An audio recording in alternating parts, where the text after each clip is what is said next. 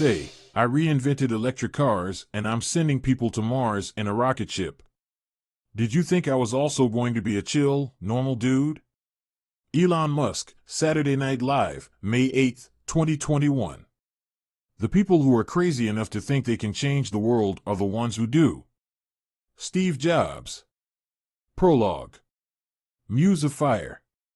The Playground. As a kid growing up in South Africa, Elon Musk knew pain and learned how to survive it.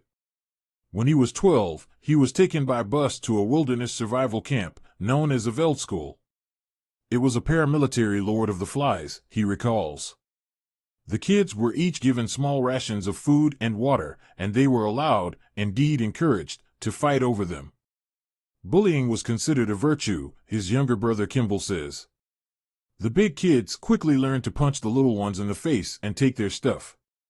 Elon, who was small and emotionally awkward, got beaten up twice. He would end up losing 10 pounds. Near the end of the first week, the boys were divided into 2 groups and told to attack each other. It was so insane, mind-blowing, Musk recalls. Every few years, one of the kids would die. The counselors would recount such stories as warnings. Don't be stupid like that dumb fuck who died last year, they would say. Don't be the weak dumb fuck. The second time Elon went to Veldskool, he was about to turn 16. He had gotten much bigger, bursting up to 6 feet with a bear-like frame, and had learned some judo. So Veldskool wasn't so bad. I realized by then that if someone bullied me, I could punch them very hard in the nose, and then they wouldn't bully me again.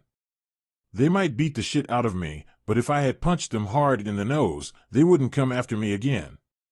Asterisk asterisk asterisk.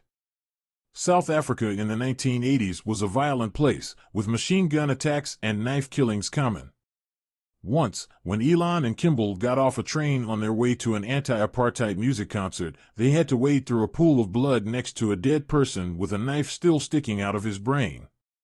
For the rest of the evening, the blood on the soles of their sneakers made a sticky sound against the pavement. The Musk family kept German Shepherd dogs that were trained to attack anyone running by the house. When he was 6, Elon was racing down the driveway and his favorite dog attacked him, taking a massive bite out of his back. In the emergency room, when they were preparing to stitch him up, he resisted being treated until he was promised that the dog would not be punished. "You're not going to kill him, are you?" Elon asked. They swore that they wouldn't. In recounting the story, Musk pauses and stares vacantly for a very long time. Then they damn well shot the dog dead. His most searing experiences came at school. For a long time, he was the youngest and smallest student in his class. He had trouble picking up social cues. Empathy did not come naturally, and he had neither the desire nor the instinct to be ingratiating. As a result, he was regularly picked on by bullies, who would come up and punch him in the face. If you have never been punched in the nose, you have no idea how it affects you the rest of your life, he says. At assembly one morning, a student who was horsing around with a gang of friends bumped into him. Elon pushed him back. Words were exchanged. The boy and his friends hunted Elon down at recess and found him eating a sandwich. They came up from behind, kicked him in the head, and pushed him down a set of concrete steps. They sat on him and just kept beating the shit out of him and kicking him in the head, says Kimball, who had been sitting with him. When they got finished, I couldn't even recognize his face. It was such a swollen ball of flesh that you could barely see his eyes. He was taken to the hospital and was out of school for a week. Decades later, he was still getting corrective surgery to try to fix the tissues inside his nose. But those scars were minor compared to the emotional ones inflicted by his father, Elon Musk, an engineer, rogue, and charismatic fantasist who to this day bedevils Elon. After the school fight, Errol sided with the kid who pummeled Elon's face. The boy had just lost his father to suicide, and Elon had called him stupid, Errol says. Elon had this tendency to call people stupid. How could I possibly blame that child? When Elon finally came home from the hospital, his father berated him.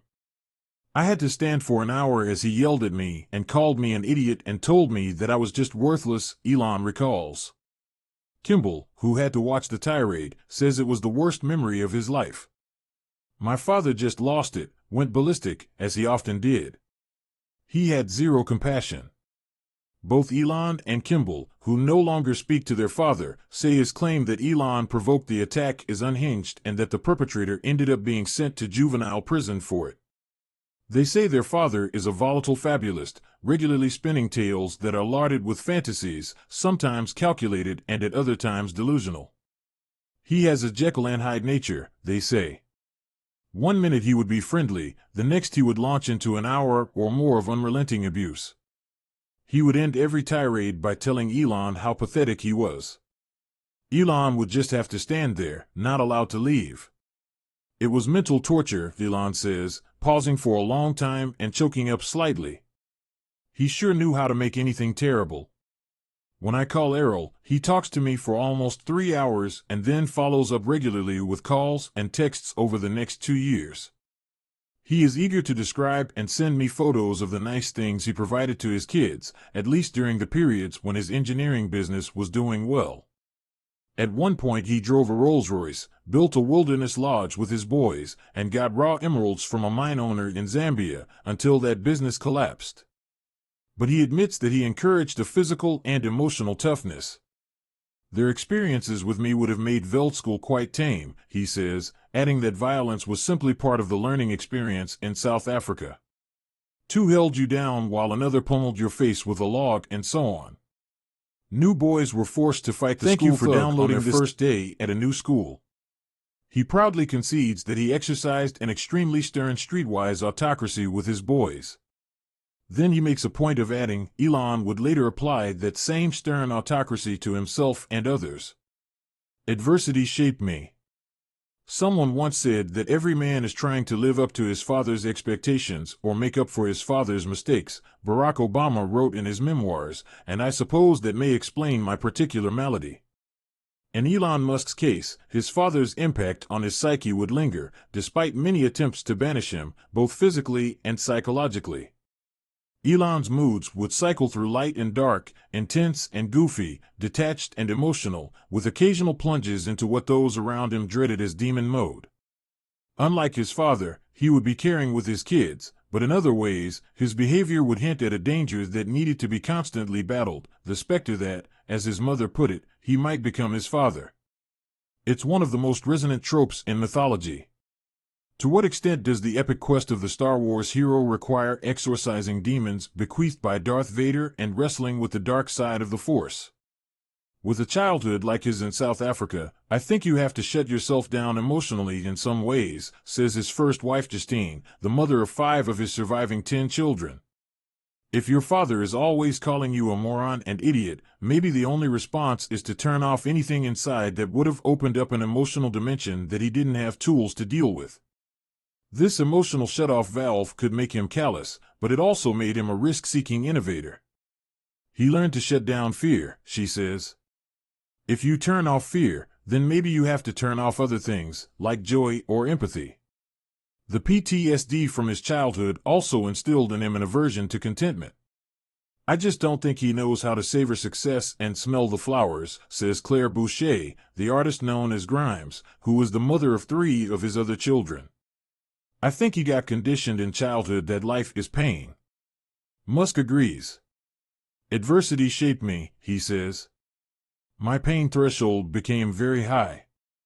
During a particularly hellish period of his life in 2008, after the first 3 launches of his SpaceX rockets exploded and Tesla was about to go bankrupt, he would wake up thrashing and recount to Tallulah Riley, who became his second wife, the horrendous things his father had once said. I'd heard him use those phrases himself, she says. It had a profound effect on how he operates. When he recalled these memories, he would zone out and seem to disappear behind his steel-colored eyes. I think he wasn't conscious of how that still affected him, because he thought of it as something in his childhood, Riley says. But he's retained a childlike, almost stunted side. Inside the man, he's still there as a child standing in front of his dad. Out of this cauldron, Musk developed an aura that made him seem, at times, like an alien, as if his Mars mission were an aspiration to return home and his desire to build humanoid robots were a quest for kinship. You'd not be totally shocked if he ripped off his shirt and you discovered that he had no navel and was not of this planet born. But his childhood also made him all too human, a tough yet vulnerable boy who decided to embark on epic quests. He developed a fervor that cloaked his goofiness, and a goofiness that cloaked his fervor. Slightly uncomfortable in his own body, like a big man who was never an athlete, he would walk with the stride of a mission-driven bear and dance jigs that seemed taught by a robot. With the conviction of a prophet, he would speak about the need to nurture the flame of human consciousness, fathom the universe, and save our planet. At first I thought this was mainly role-playing, the team-boosting pep talks and podcast fantasies of a man-child who had read The Hitchhiker's Guide to the Galaxy once too often. But the more I encountered it, the more I came to believe that his sense of mission was part of what drove him. While other entrepreneurs struggled to develop a worldview, he developed a cosmic view. His heritage and breeding, along with the hardwiring of his brain, made him at times callous and impulsive. It also led to an exceedingly high tolerance for risk. He could calculate it coldly and also embrace it feverishly. Elon wants risk for its own sake, says Peter Thiel, who became his partner in the early days of PayPal. He seems to enjoy it, indeed at times be addicted to it. He became one of those people who feels most alive when a hurricane is coming. I was born for a storm, and a calm does not suit me, Andrew Jackson once said. Likewise with Musk. He developed a siege mentality that included an attraction, sometimes a craving, for storm and drama, both at work and in the romantic relationships he struggled and failed to maintain. He thrived on crises, deadlines, and wild surges of work. When he faced tortuous challenges, the strain would often keep him awake at night and make him vomit. But it also energized him. He is a drama magnet, says Kimball. That's his compulsion, the theme of his life. Asterisk, asterisk, asterisk. When I was reporting on Steve Jobs, his partner Steve Wozniak said that the big question to ask was, did he have to be so mean? So rough and cruel? So drama-addicted? When I turned the question back to Woz at the end of my reporting, he said that if he had run Apple, he would have been kinder. He would have treated everyone there like family and not summarily fired people. Then he paused and added, but if I had run Apple, we may never have made the Macintosh. And thus the question about Elon Musk, could he have been more chill and still be the one launching us toward Mars and an electric vehicle future? At the beginning of 2022, after a year marked by SpaceX making 31 successful rocket launches, Tesla selling close to 1 million cars, and him becoming the richest man on Earth, Musk spoke ruefully about his compulsion to stir up dramas. I need to shift my mindset away from being in crisis mode, he told me, which it has been in for about 14 years now, or arguably most of my life. It was a wistful comment, not a New Year's resolution. Even as he made the pledge, he was secretly buying up shares of Twitter, the world's ultimate playground. That April, he snuck away to the Hawaiian house of his mentor Larry Ellison, founder of Oracle, accompanied by the actress Natasha Bassett, an occasional girlfriend. He had been offered a board seat at Twitter, but over the weekend he concluded that wasn't enough. It was in his nature to want total control. So he decided he would make a hostile bid to buy the company outright. Then he flew to Vancouver to meet Grimes. There he stayed up with her until 5 a.m. playing a new war and empire building game, Elden Ring. Right after he finished, he pulled the trigger on his plan and went on Twitter. I made an offer, he announced. Over the years, whenever he was in a dark place or felt threatened, it took him back to the horrors of being bullied on the playground. Now he had the chance to own the playground. 1 Adventurers. Winifred and Joshua Haldeman. Errol, May, Elon, Tosca, and Kimball Musk. Cora and Walter Musk. Joshua and Winifred Haldeman. Elon Musk's attraction to risk was a family trait. In that regard, he took after his maternal grandfather, Joshua Haldeman, a daredevil adventurer with strongly held opinions who was raised on a farm on the barren plains of central Canada. He studied chiropractic techniques in Iowa, then returned to his hometown near Moose Jaw, where he broke in horses and gave chiropractic adjustments in exchange for food and lodging. He was eventually able to buy his own farm, but he lost it during the Depression of the 1930s. For the next few years, he worked as a cowboy, rodeo performer, and construction hand. His one constant was a love for adventure. He married and divorced, traveled as a hobo on freight trains, and was a stowaway on an ocean-going ship. The loss of his farm instilled in him a populism, and he became active in a movement known as the Social Credit Party, which advocated giving citizens free credit notes they could use like currency. The movement had a conservative fundamentalist streak tinged with anti-Semitism. Its first leader in Canada decried of perversion of cultural ideals because a disproportionate number of Jews occupy positions of control. Haldeman rose to become chair of the party's National Council. He also enlisted in a movement called technocracy, which believed that government should be run by technocrats rather than politicians. It was temporarily outlawed in Canada because of its opposition to the country's entry into World War II. Haldeman defied the ban by taking out a newspaper ad supporting the movement. At one point he wanted to learn ballroom dancing, which is how he met Winifred Fletcher, whose adventurous streak was equal to his. As a 16-year-old, she got a job at the Moose Jaw Times-Herald, but she dreamed of being a dancer and actress. So she lit out by train to Chicago and then New York City. Upon her return, she opened a dance school in Moose Jaw, which is where Haldeman showed up for lessons. When he asked her to dinner, she replied, "I don't date my clients." So he quit the class and asked her out again. A few months later, he asked, "When will you marry me?" She responded, "Tomorrow." They had 4 children, including twin girls, May and Kay, born in 1948. One day on a trip he spotted a for sale sign on a single-engine Luscombe airplane sitting in a farmer's field. He had no cash, but he convinced the farmer to take his car in exchange. It was rather impetuous, since Haldeman did not know how to fly. He hired someone to fly him home and teach him how to pilot the plane. The family came to be known as the Flying Haldemans, and he was described by a chiropractic trade journal as perhaps the most remarkable figure in the history of flying chiropractors, a rather narrow, albeit accurate, accolade. They bought a larger single-engine plane, a Belanca, when May and Kay were 3 months old, and the toddlers became known as the Flying Twins. With his quirky conservative populist views, Haldeman came to believe that the Canadian government was usurping too much control over the lives of individuals and that the country had gone soft. So in 1950, he decided to move to South Africa, which was still ruled by a white apartheid regime.